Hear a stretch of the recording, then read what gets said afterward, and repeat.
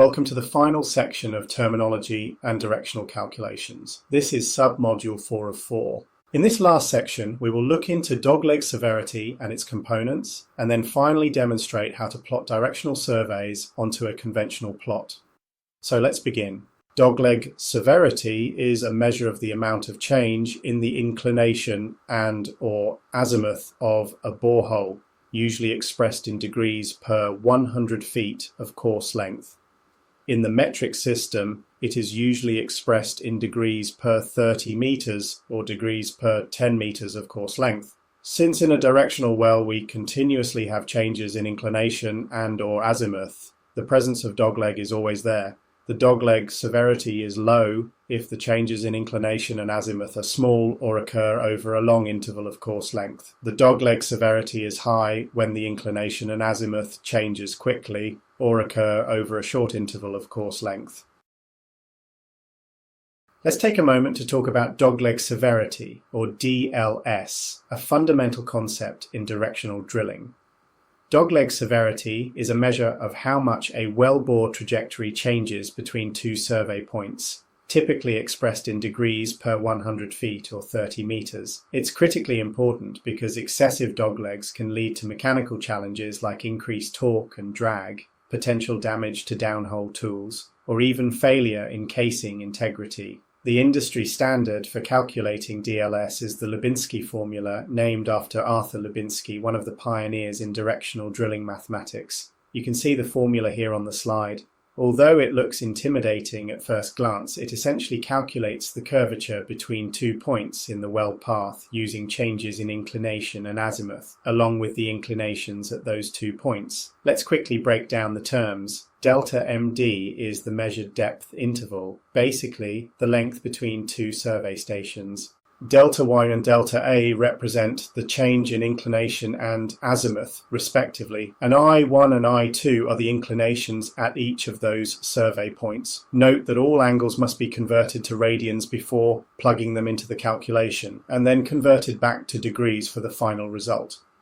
In practice, most directional drilling software will handle these calculations automatically, but understanding the underlying formula is crucial, especially when troubleshooting trajectory issues or validating survey data. A well-managed DLS is key to maintaining borehole stability, reducing non-productive time, and ensuring overall drilling efficiency. In complex wells like extended reach or horizontal wells, precision in dogleg control can make or break the entire drilling operation. Now, let's break down the components of dogleg severity. Dogleg severity can be understood as the combined effect of two directional changes in the wellbore. First is the build-up rate, or BUR, which represents the rate of change in inclination, essentially how steeply the well is angled from vertical. This is especially relevant when drilling deviated or horizontal sections, where controlled inclination is key to reaching the target zone efficiently.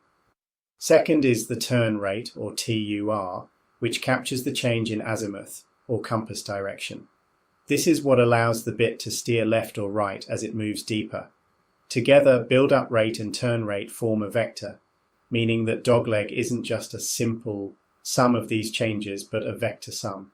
This gives us a dimensionless value that reflects the overall curvature of the wellbore over a given interval. Understanding the individual components of DLS is critical in planning and executing complex well paths. In high-angle or extended reach drilling, tight control over BUR and TUR ensures smoother trajectories, reduces mechanical stress on tools and casing, and minimizes drilling risk. Here we see a typical survey sheet. The initial line shows the tie-in point, which is 0, 0, but because it is a reference to a nearby datum, or reference point, the north-south and east-west directions are shown compared to the datum point. Then we have the kickoff point at 1,304 feet. We know that over that distance we have built slightly and turned to the west, as shown by the inclination and azimuth, which will have been received from a survey taken by an MWD tool.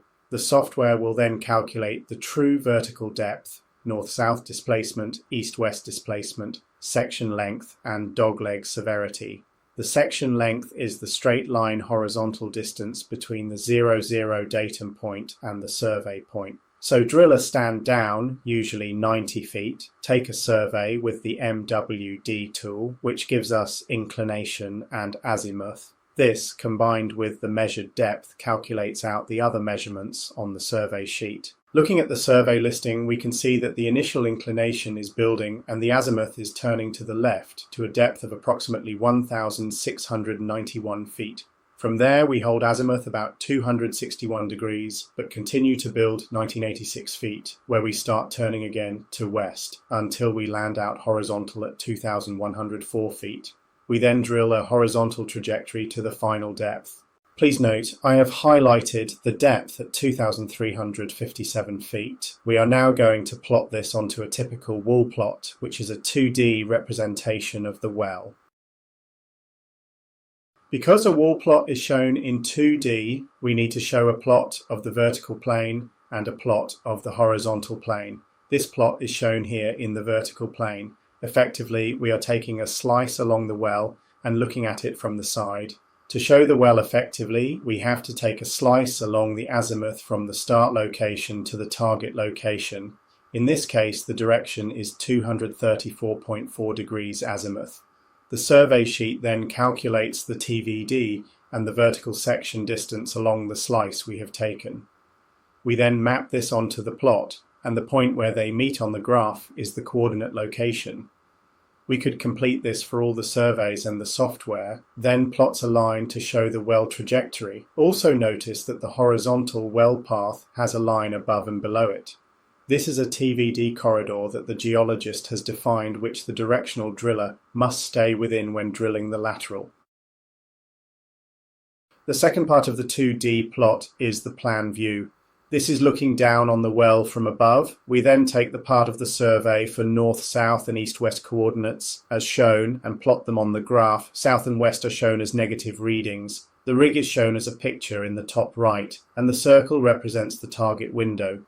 In this case, there are lines on either side of the trajectory.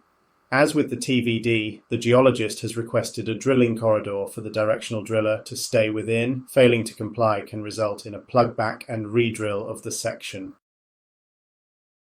Okay, this is the last section of the module, terminology and directional calculations. To recap, first we looked at why surveys are required in wells and why we even bother with surveys in the first place.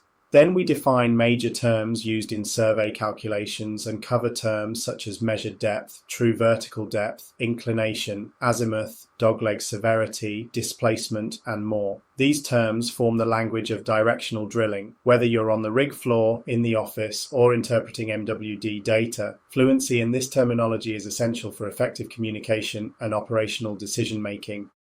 Third, we looked at the difference between the two most commonly used survey methods, which are the minimum curvature method and average angle method used to calculate a well's path between survey points.